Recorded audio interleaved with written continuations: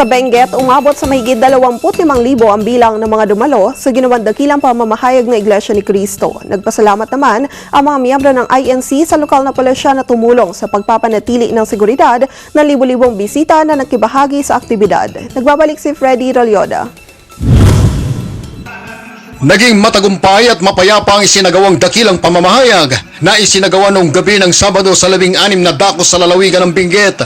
Masiglang dinaluhan ang naturang aktibidad ng libong mga kapatid sa Iglesia ni Cristo na kung saan ay kasama rin ang mga naging akay para makapakinig ng mga aral ng Diyos na pinangasiwaan ng tagapamahalang pangkalahatan ng Iglesia ni Cristo.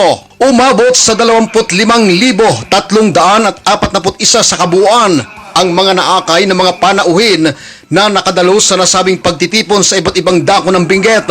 Naging organisado at tahimik ang mga kapulungan habang pinapanood at pinapakinggan nila ang pangangaral ng tagapamahalang pangkalahatan sa pamamagitan ng makabago o modernong teknolohiya sa paggamit ng video link.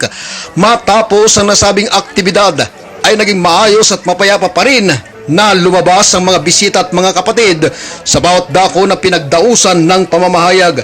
Masaya ring pinagsaluhan ng lahat ang mga inihandang pagkain, lalo na sa mga naging panauhin. Nagpasalamat din ang mga kapatid sa ibinigay na tulong ng mga pulis na nagbantay para sa peace and order sa bawat lugar na pinagdausan ng pamamahayag.